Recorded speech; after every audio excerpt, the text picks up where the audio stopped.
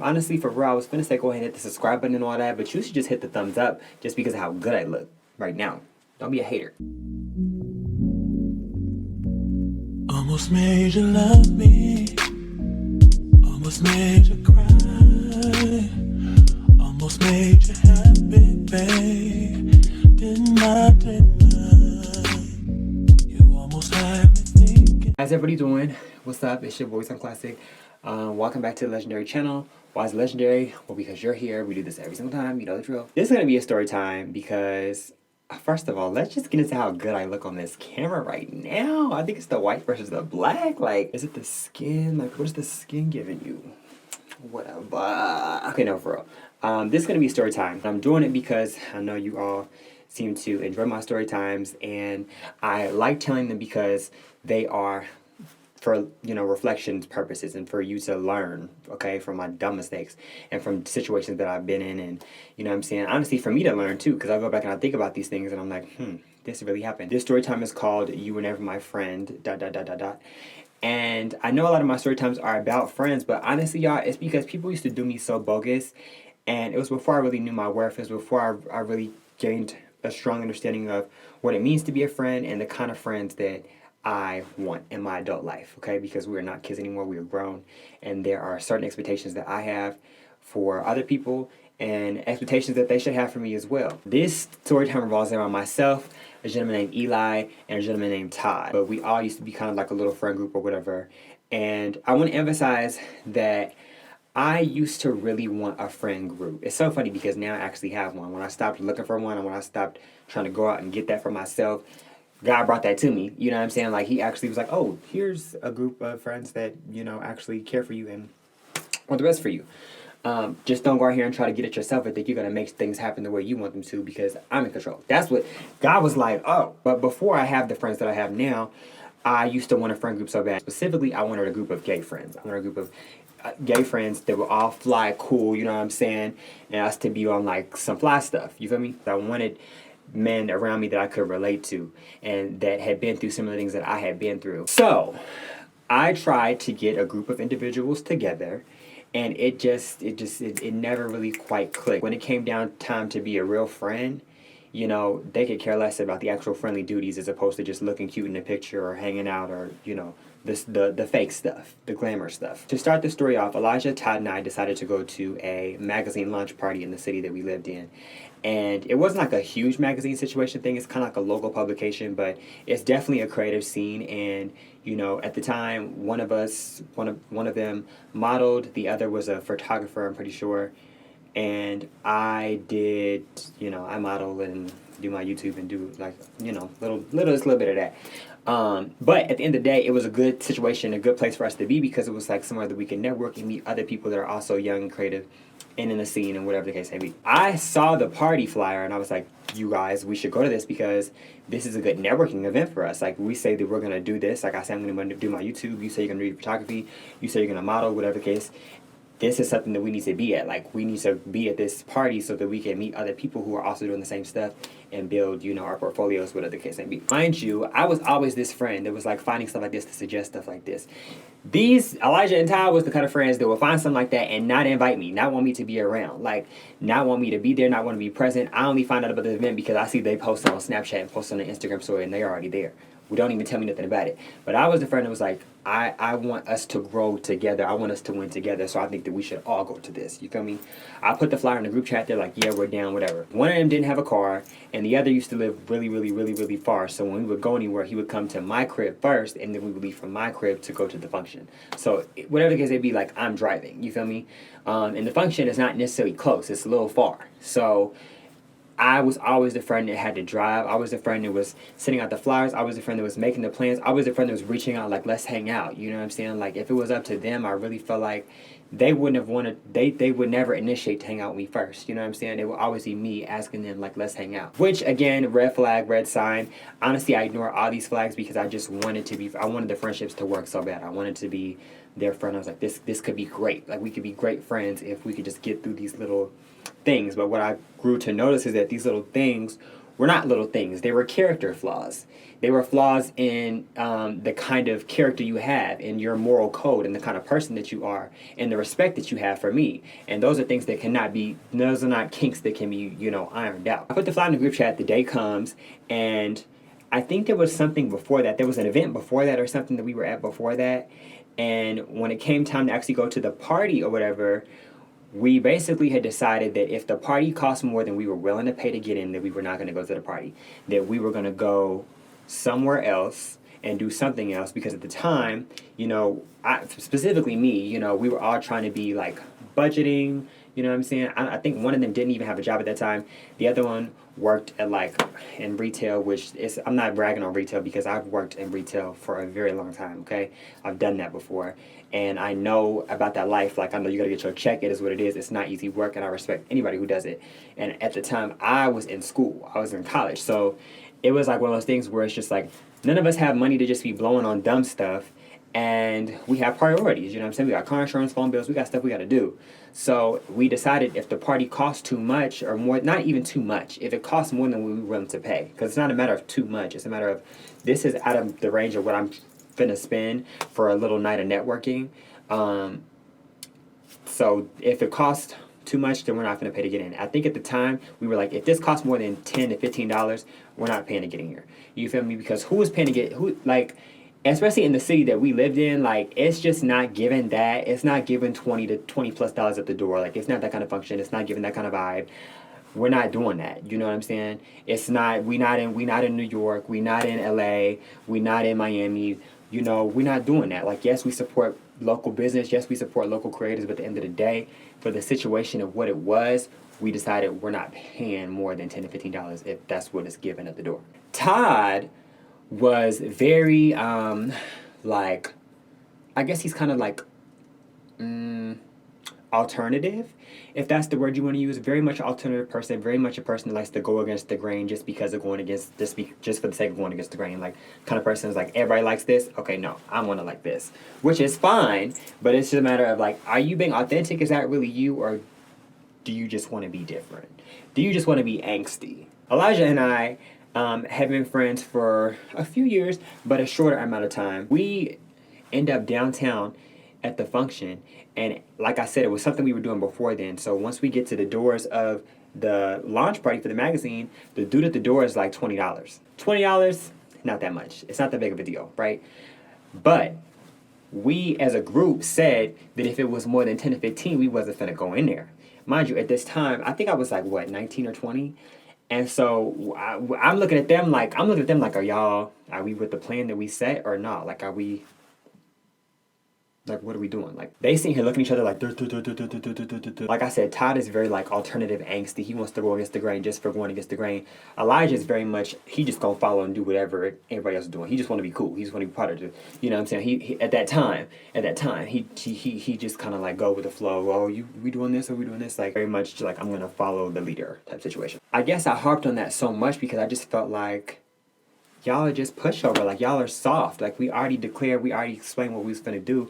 And now, because y'all see some flashing lights and a strobe light in this club, we're googly light and we gotta go in there. So I'm like, okay, we going in, because this just waiting around outside, this is not cute. So if we're gonna go in, we're gonna go in. It's $20, not that deep. So we go inside, and when we're walking into the it's like a venue, not a club, but we can call it a club. Walking into the club, I don't know if I missed something or what. But as I'm like going in my bag to get my wallet to pay the cover fee, because like I said, it was $20, Elijah and Todd have gone in front of me and slipped past security and got into the party for free. Got to the club for free, right? So the very ones that was like, we're not paying more than $10 to $15 to get in here, and if it's more than $10 to $15, we're gonna leave and go somewhere else and do something else. We can all go get food or something and sit around and kiki and laugh. The very ones who did not pay any gas money to get down here, the very ones who were so inconsiderate are the same ones who created this plan to get into the party for free without telling me. Once I realized what happens, I'm like, trying to like, I'm trying to navigate the situation, trying to like see, okay, can I slide in too, and the security guard like grabs me up and is like, what are you doing? Like, you feel me? Like, what are you doing? So I'm just like pissed. I'm like, you know what? I'm not doing nothing. At the time, I should have just walked my ass back out and went home. That's what I should have did. But I paid the lady, got my little wristband or whatever. We get in there. The party's lame. It's whack. It's whack. It's popped. Nobody, like hardly anybody is there. I don't know if he was just there mad early, whatever the case it was, but nobody was there. It was popped. It was dead. It was dull and dry. I was so pissed. And I was just like, y'all are so inconsiderate. Like, y'all are dense. Rewind to when I'm waiting in the line and I realize what happened and I'm looking across the security thing to see them on the other side. Todd looks at me and he's just like, I'll buy you a drink. Like he mouths like, I'll buy you a drink. As if like that's just to make up for the situation. And Elijah is nowhere to be found. He didn't went off and started partying and stuff. They basically left me at the security looking stupid after they already got in. He did not buy me a drink and I'm just irritated. And I cannot sit in a space. When I'm irritated, like I can play it off, but in that particular night I was like, no, I'm pissed. And I'm finna sit in here and have the opportunity of meeting these people ruined because y'all decided to just like OD. I go and sit in the car. On my way to the car, I stop at this gas station and I call my friend. Her name is BB. I call my friend BB and I'm like, I explain her situation and she's like, oh, hell no. And I've told her situations about these two friends before specifically and that she was just like, those are not your friends. Like, those are not your friends. But me being stupid, she's like, you should leave. She's like, you should leave. She was like, you should get in your car and leave. Leave them. Like, they can figure out a way to get home. They can Uber home. And it is what it is. Like, dip. The kind of person I was like, no, I'm not going to do that because at the end of the day, like, I brought them down here. One of them, like, had some stuff in my car. I was like, I'm just not going to do that. Like, even though they were wrong in the situation, like, I'm not going to do that. So I go sit in my car and I'm just irritated. Like, I'm so pissed. And Elijah comes outside and he comes and gets in the car and he's like, hey, what's wrong? I'm like, y'all are so dumb. Like, are y'all dumb? Are y'all dumb? What do you mean what's wrong? I'm the one who came to get y'all. I'm the one who brought y'all down here. I'm always the one facilitating things. I'm always the one planning stuff out. It's like a slap in the face. I'm just like, you know what? Go in there and tell Todd that we about to leave. Go in there and get Todd and tell him we about to go home because I'm just not in the mood right now. I'm irritated. Go in there and tell him we finna go. We finna cut out. So he goes in there and gets Todd. Todd comes back out and gets in the car. Todd gets in the car and is basically just like, so why are we leaving? I'm like, because it's time to go. He's like, Oh, well, I was just starting to have a good time, so I don't understand why we're leaving. Like, that doesn't really make any sense to me. it's taking absolutely everything in me not to like jump in the back seat and strangle him. Like not to drag him out of my car. I really don't remember the drive home, but I remember the next morning I was expecting an apology text message. I was expecting something in the group message like, yo, like that was bogus. Like we, thought about what we did. We thought about the way that went down, that happened. It was not our intent to like leave you hanging like that. That was bogus. I'm sorry. Nothing. I'm an Aries. I'm not having it. I hit the group message and I send a little paragraph and I'm like, basically, this is why I'm pissed and this is what I feel like was bogus of y'all. And I feel like if y'all don't understand the error of your behavior last night, then we have a larger issue. A few minutes goes by and then Elijah calls me and he's like, you know what? I am extremely sorry. That is not what my intention was. It was not my intention to leave you hanging or to embarrass you. I should have turned around and explained to you what you were going on or try to include you in the whole sneaking thing if that's what we were going to do. I'm very grateful for you as a friend, grateful for all that you do, and that was not what my intention was. I respected that. I respected that because I would not do that to you, and I wouldn't do that. I wouldn't do that to you. So, you realize, yeah, this was wrong. I got caught up in the moment. Let me apologize because I like my friend. I care about my friend. I love my friend, and I don't want this to spiral into something bigger when it was just the fact that I made a bad decision. Todd comes back and the message is just turned up. Mind you, Elijah called me to tell me that. Todd comes and the message is lit. Like, I don't get why you're upset. It's not that big of a deal. I cool off. I go to Elijah's house and I call Todd while I'm sitting with Elijah. Because beforehand, I'm explaining to Elijah, like, okay, you understand what you did wrong. You understand why that was bogus of y'all. Why can't he understand? Like, what is he not getting? So he's like, you should just call him because sometimes text messages can be misconstrued. Sometimes it doesn't really, he could really not understand the depth of how you feel or why you're upset. So you should pick up the phone and call him. So I pick up the phone and call Todd, and I'm trying to explain the situation again, explain why that was bogus, why it's disrespectful. And honestly, me and Todd had a long history of him not being a friend, him ditching me to go smoke, him ditching me to go do dumb stuff. At this point, I'm like, this is the last straw. So I call him And he's just turned up on the phone. He's like, you're just mad because you know if it was me, I wouldn't care. Like, why are you really mad about $20? It's not that deep. Like, I'm 5 seconds away from being like, bro, like, you're not going to see me come out of pocket. You're not going to see me come out of character because it takes two clowns to make a circus. And I have no intentions or no interest of joining the circus. It's not an interest of mine. It's not a profession of mine. What pissed me off so bad about that was that the fact that you would really try to sit here and play me like it's about $20. When out of all of us, I am the most self-sufficient. When out of all of us, I'm the one who's been paying. She's been paying her phone bill since she was 15 years old. Like, don't you ever sit here and try to play me like it's really just about $20. It's about the principle, the fact that if we were in a situation, which we were, where you had to look out for y'all versus me versus all of us, we had to just choose between y'all and all of us, you would leave me hanging for dry. What if we were to get pulled over by the police or something like that? Y'all would make sure that y'all good before y'all would ever consider to making sure that I'm okay, that I'm included in the narrative. It's about the principle. It's about the example that is drawn from the behavior that you've shown. And if you're not unable to, if you can't understand that, number one, you're dumb. And number two, you're not somebody you need to be friends with. In any case, even if you don't understand what you did wrong, you can look at the situation and be like, okay, this is my friend whom I deeply care about. He's hurt by something that I did. Something that I did bothered him, hurt his feelings, and he feels disrespected. Now, analyzing our whole friendship in the timeline that it has existed in, we have never had this kind of issue. We rarely have these kind of problems that result in this kind of dialogue or argument. So, if we really have these kind of issues, if he's always been a good friend to me, and this one particular time I've done something to upset him, let me just take the L and apologize. Because I don't want this to spiral out of control and to potentially lose my friendship with this person. Even if you don't understand what you did wrong, let me just apologize to my friend for hurting him because that was not my intention. But you're so dense and you're so caught up in your ego and trying to get one up and cause an argument and be on Bad Girls Club, whatever you feel like you're trying to, I don't know what you feel like trying to do. But on that note, I'm also not the one because if we need to take it there, we definitely can take it there. If I do decide that I want to join the circus, best believe I'm going to be the best clown in the show. I have no interest in joining the circus right now, so I'm not going to dialogue with you in that manner and do the tit for tat thing. What I am doing is taking notes on your behavior and saying, okay, this is what we're going to do. This is dismantled, this is done. We are no longer friends. You show me your character, you show me the kind of person you are, and I have no interest in entertaining your friendship at all anymore. That in conjunction with me thinking about past things that had happened, I was like, you never were my friend. Like, you never was my friend. Like, you was just somebody that I had stuff in common with.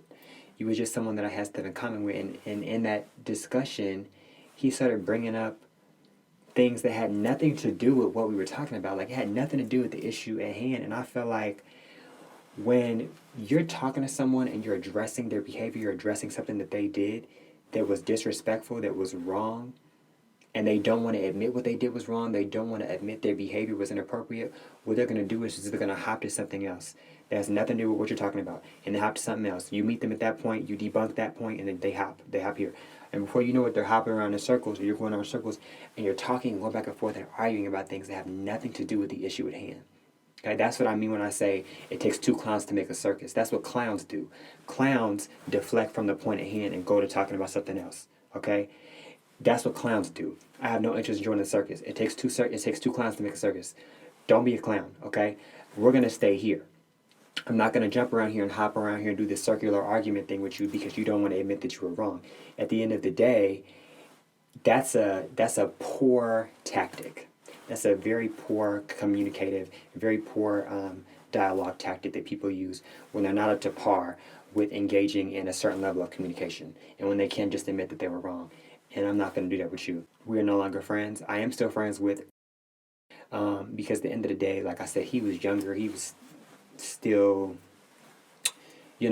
just trying to determine what was going on and who he wanted to be, stuff like that. So, but yeah, that was done. I strongly urge you all to, really think about the company that you're keeping. That's why I tell these stories, because I want you to analyze the friends that you have around. Because friendships can be almost as deep as romantic relationships, or even deeper sometimes, and it hurts to lose friends, especially people that you thought were going to be around, people that you thought you could actually really trust. So that's why I tell you these stories.